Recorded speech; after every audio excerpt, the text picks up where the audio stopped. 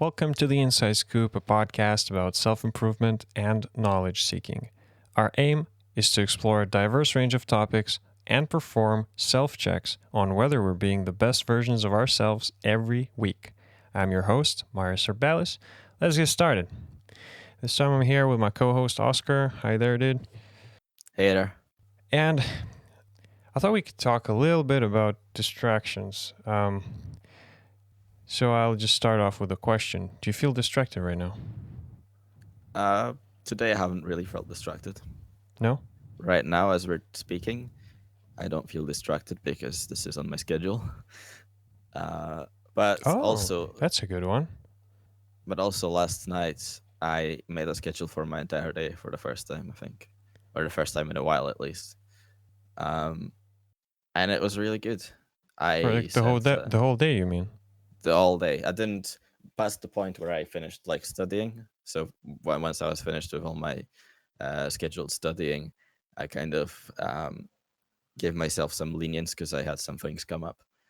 Um, but it was I put an alarm on for every to signify every time I was going to start working or take a break, and that was really nice.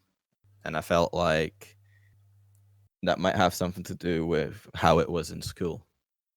Because in school you have the bell for the period, you've got the bell for the end of the period, for the next period, for the break. And I feel like, we're in a system for so long and we don't have that in university, but I've been in high school and primary school, and it's always been like this, that it's kind of ingrained in us, and I think it's best to just go with it.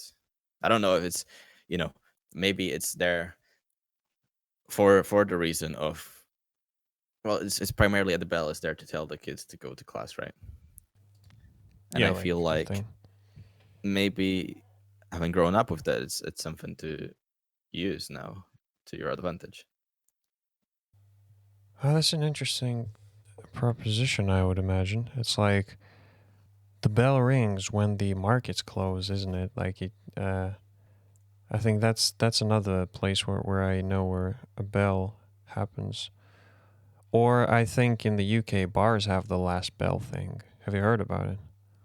Yeah. Like they have like a Uh, bell which signifies the end of something. So theoretically, we are meant to associate the sound of the bells with like some sort of a change in mhm. the rhythm, I guess. It's funny you mentioned having a schedule, and then when you said it, I realized that as much as I was gonna say, oh, dude, you know what? I feel distracted, right? I I don't. Mm, I went complete 180 on this one, mm. but I don't have uh, what to be distracted from. Right. Yeah, it's like by saying, yo, you need a schedule. And then if some distractions pop up, then you are distracted from the so-called Hmm. schedule or a task or something. Wow. If you don't And have maybe, anything to be distracted from, yeah, yeah, that's right. exactly. And then maybe even like, even if you do have some sort of not necessarily a schedule, maybe a task, a thing that you are preparing to accomplish, and then some distractions pop up, and then you're like, sure, I'll deal with them, right? But then, so practically they're distracting you, but not. Maybe if you don't think about them as distractions, maybe they may even help you to take your mind off the things to like have a little rest. No, no, Assuming you no, don't have a very strict schedule, or no. You've got to, if something comes up, you've got to be lenient if it's important. If it isn't, you can put it off for later. There's a thing, things that um are important are seldom, just rarely, uh, not imminent. There's another word, but they don't have to be done right now. So something that is important rarely has to be done right now, and something that has to be done right now is rarely important. hmm, Um, there's something to it, I guess. hmm. I think that's from Ben. That I mis well, didn't quote it properly, but it's from Ben Franklin. um, an avid inventor and a very productive person, and the president of the United States, right? At some point, Yeah. I might be getting this wrong. Mhm. Um, Do you think that for some people, the way I described, like a distraction, is not really like for I would imagine everyone defines distraction differently, right?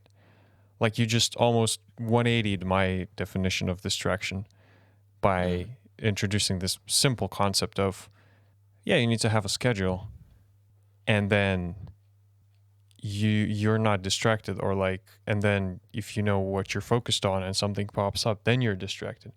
So it's yeah, like, I really like this idea. Yeah, but do you think there are different versions of distractions, or like different people deal with different you know it's kind of hard to explain what I'm thinking right now, but like, I guess there's I would say two types of distractions: things that come up and you have to do, and things that your mind goes somewhere and it's like, oh, I want to do this, but then I wouldn't be following my schedule. And then there's those things that just come up and you kind of just have to do them, hmm, uh, that are out with your control. But there aren't a lot of things for me right now that could come up, and so I've been distracted like today, but knowing that I've got this schedule and like I've got this 1.5 hour window of working, I'd I try not to, but sometimes I just want to peek at whatever message somebody sent me, even if hmm, I'm not going to reply to it.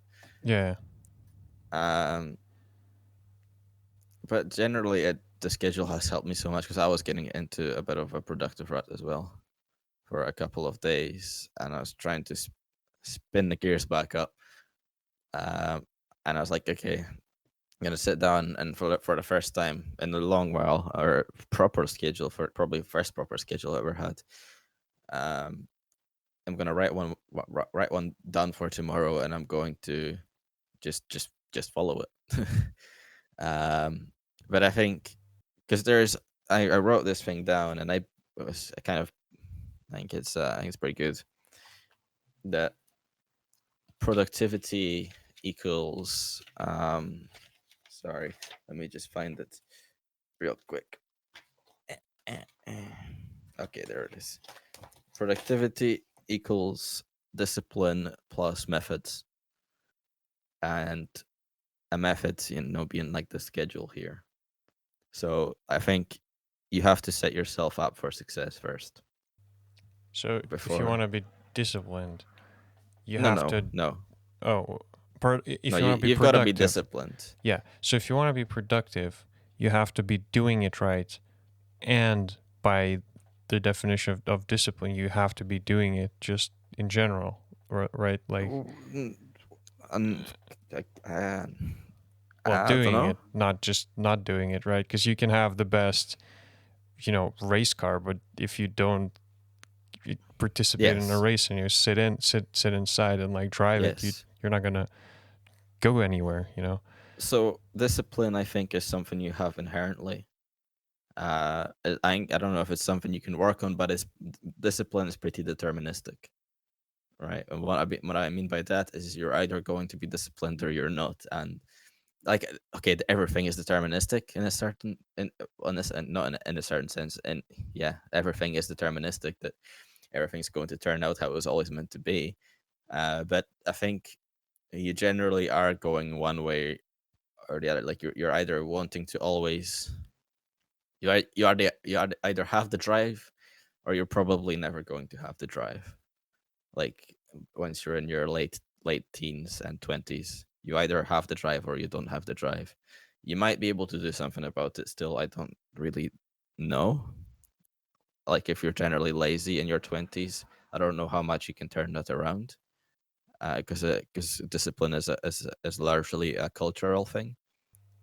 Um, but whatever level of discipline that you have, you're going to be utilizing it a lot more if you're using all the right methods as well with it. So like having a schedule. Right. So it's going to help you even if you might not be the most disciplined person in the world.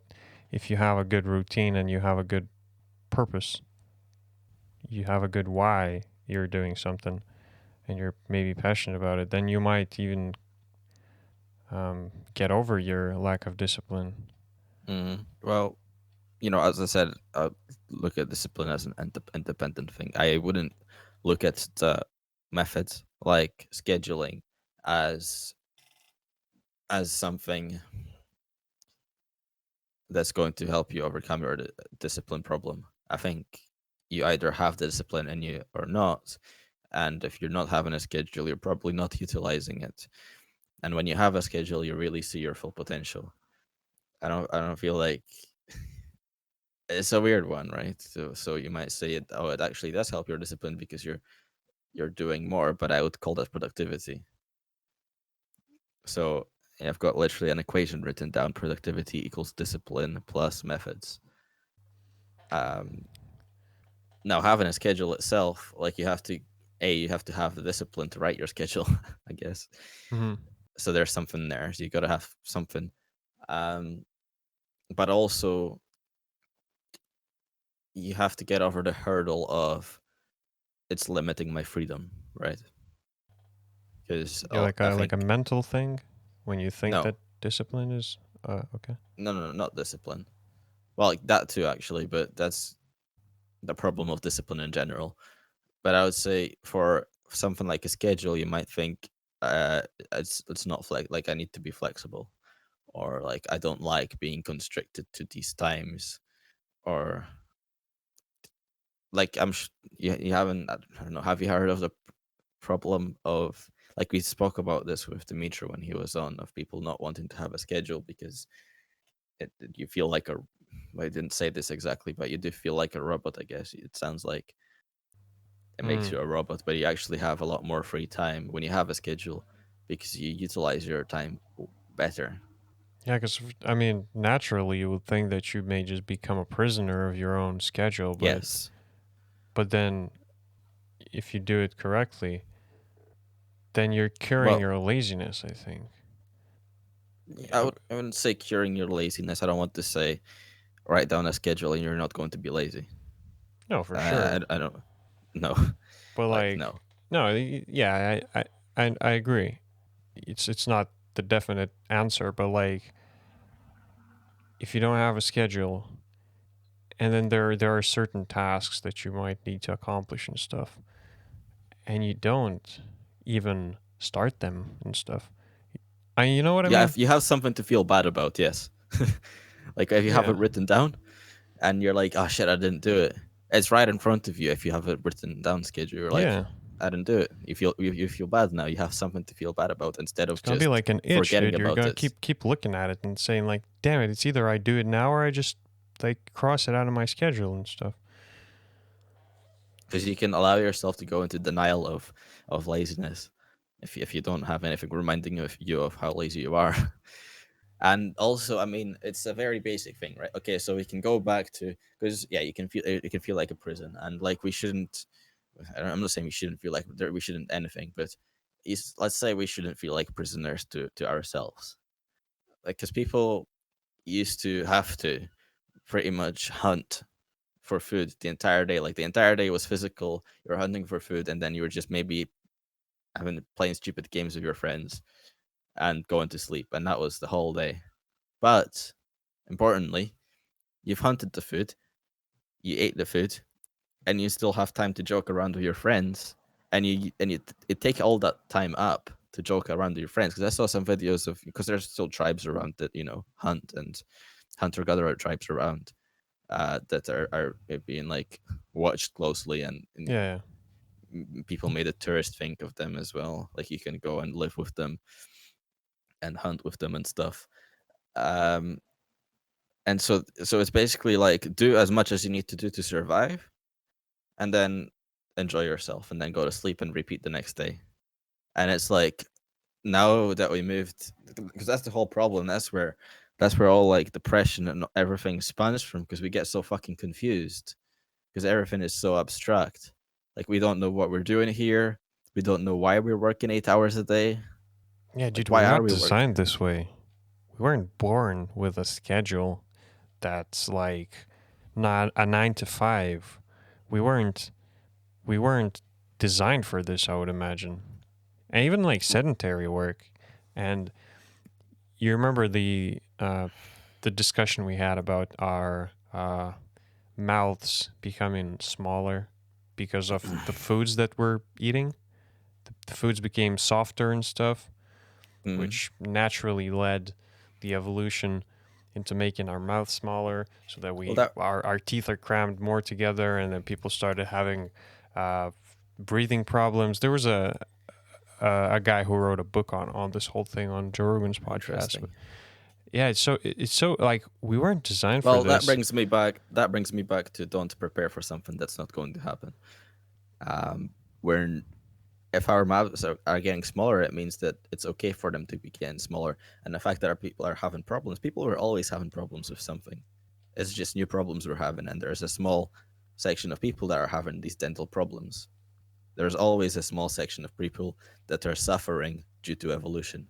Hmm. So it's we're looking at a very short period of time and something like that. It's important to be looking at that for science, but it doesn't mean that there is anything wrong with where we're heading. It's just nature taking its course. Yeah, it makes sense. Like after 100 years, we may evolve into something that just we might not have these problems anymore. Maybe not 100, even more, but like a few generations will suffer this, and then maybe the evolution will think, oh, okay, look, now there's a problem here, and they're just gonna do a hot fix, a patch, a bug fix to this Yeah, whole and this whole new development branch. we also weren't designed. I don't believe we were designed by some intelligent being in the sky. Um, so what I was getting onto actually with that thing where you had these tribes that work as much as they need to, and then they enjoy themselves and go to sleep. Nowadays, with society, a new era, we work 8-hour days, but importantly, we can't just separate ourselves from nature now. We like when we describe humans, we like to separate ourselves from nature in every way, and it's a good way to classify us and nature, like artificial and nature and natural. But fundamentally, we're still a part of nature and we're still evolving, and the societies that we have now that have us working 8 hours a day, which is a socialist regime, not regime, probably using that wrong that word wrong, but it's a socialist thing. There was a bunch of 100+ studies done on what are the best, what hours workers should work to work most efficiently, and also there was movement for better working hours or something. But what I'm saying is these systems that we have that are so complex societally are also part of nature. So the fact that we're working 8 hours a day, it's not like we can't just say it's not natural. It's a new step in the evolution. It's becoming our nature, isn't it? It's becoming our nature, and it's just we're basically because of it's such a great system, because individually we would just do enough. We would just do just enough to survive. But with the complex systems that we have created, complex societal systems that we have created now, people have been so abstracted so far away from that idea of working to survive. We've got the idea of money now. You can work 16 hours and have too much money to ever spend in your entire life, and get addicted to money and keep going. And so it's become so much more complex, so many new vectors, and it's no longer just about survival. And we don't it's hard to say what it is about. I'm not by any means an expert on this, but it's something I'm very interested in, how we have these systems that have us working 8 hours a day, and that's like the norm. And if you don't work 8 hours a day, you're probably not working enough to sustain yourself Hmm. in most professions. But that's what I'm getting to. Why I brought this up is you're not just kind of meaninglessly working. Like if you want motivation to work when you don't have a job, if you're trying to work independently and you can't find the motivation, think about yourself as if you were employed by yourself. Like if you weren't working for the 8 hours at least 5 days a week, you'd probably fire yourself. And you have to stay competitive. That's the thing. So we have this system, and it can seem like, and because things are so abstract, it can seem like, why are we doing this? Why should I work 8 hours a day when whatever? And it's because, well, you have to stay competitive in the system essentially, and that's all it is. That's I think the biggest motivator, and I've been saying this since the very beginning of the summer, and perhaps I haven't been the most productive for the first half of it, but I've been saying this exact same thing for the entire time. You've got to, at least work as much as you would if you were working a regular job. Especially that we're not like millionaires, right? Like once we're out of university, we have to sustain ourselves. Yeah, for sure. So, yeah, it's just how things are now, and That we can makes either sense. play the game or not play the game. Do you That's think always been uh do you think that the hunters back in the day, when they literally had to go out and hunt to survive, because otherwise, they're pretty much starving because there's no food. Do you think the price of getting distracted was, I would imagine, way higher than these days? it's So more eminent, definitely. Yeah. yeah, so do you think that maybe they naturally weren't as distracted, or like it's just a greater motivating factor when it comes to doing the productive work, which, well, in these times where, for example, to hunt, they don't just, run around chasing a mammoth and then, I know, they just see a rabbit and like, oh, hey, look, that's a tiny, cute rabbit. And then the mammoth just escapes and the whole village just, dies off. But I mean, yeah, Sir, we can only speculate what happens, but still, I want to hear your thoughts on the the importance of your task that you're doing versus how easily you allow yourself to get distracted, I guess. well, yeah, I guess it's a step in the evolution. It's just another step in the evolution. Like for the hunters and gatherers, it was probably, if you get distracted, you're gonna die.